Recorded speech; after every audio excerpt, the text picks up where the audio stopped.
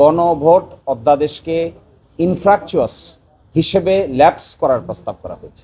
অর্থাৎ গণভোট অধ্যাদেশের আর কোনো কার্যকারিতা নাই, সেই জন্য এটি অটোমেটিক বাতিল হয়ে যাবে মর্মে গতকালকে মতামত প্রকাশ করা হয়েছে।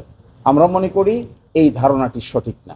গণভোট অধ্যাদেশের সঙ্গে জুলাই সনদ বাস্তবায়ন আদেশের ধারা 6 এবং বাংলাদেশের নির্বাচন কমিশন কর্তৃক ঘোষিত নির্বাচনের তফসিল ওতপ্রোতভাবে জড়িত এবং নির্বাচনের তফসিল তার সাথে জুলাই সনদ বাস্তবায়ন আদেশের ধারা 6 এবং গণভোট অধ্যাদেশের শিডিউলে উল্লিখিত 30টি ঐকমত্যের বিষয়, এইগুলো এতভাবে ইন্টারলিঙ্কড, একটাকে যদি আরেকটা থেকে আলাদা করা হয় তাহলে আরেকটা অটোমেটিক মৃত্যুবরণ করবে। This are like inseparable twin, এগুলো অবিভাজ্য, অবিভক্ত।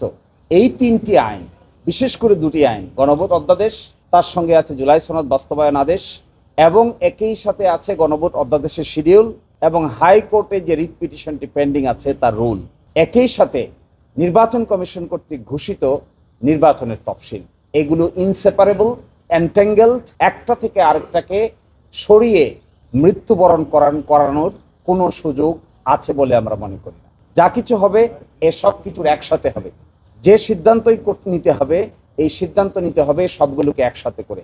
6 ধারায় বলা আছে যে গণভোট অধ্যাদেশ নির্বাচন কমিশন কর্তৃক গণভোট সংগঠনের লক্ষ্যে একটা আইন প্রণয়ন করতে হবে। জুলাই সনদ বাস্তবায়ন আদেশের ধারা 6, সেখানেই সেই আলোকেই একটি গণভোট অধ্যাদেশ জারি করা হয়েছে। এখন যদি গণভোট অধ্যাদেশকে আপনি সেপারেট করে কিল করে দেন, নাই করে দেন, তাহলে it will effect directly July সনদ বাস্তবায়ন আদেশ ধারা 6, তার প্রিএম্বল এবং গণভোট অধ্যাদেশের শিডিউল। গণভোট অধ্যাদেশের শিডিউলটা যদি আপনারা দেখেন, এখানে জাতীয় ঐকমত্য কমিশনে একমত পোষণ করা 30টি বিষয়ে লিস্ট দেওয়া আছে। এই 30টি বিষয় আবার গণভোট হয়েছে যে 4টি প্রশ্নে, তার মধ্যে 1টি প্রশ্নের অন্তর্ভুক্তি আছে। এখন যদি এটাকে বাদ করেন তাহলে আপনাকে জুলাই সনদ বাস্তবায়ন আদেশ নিয়েও প্রশ্ন উত্থাপিত হবে, একই সাথে জুলাই সনদ নিয়েও প্রশ্ন উত্থাপিত হবে। ফলে আমরা মনে করি দিস ইজ অ্যান অ্যাবর্টেড স্টেপ, এটা নেওয়া উচিত নয়।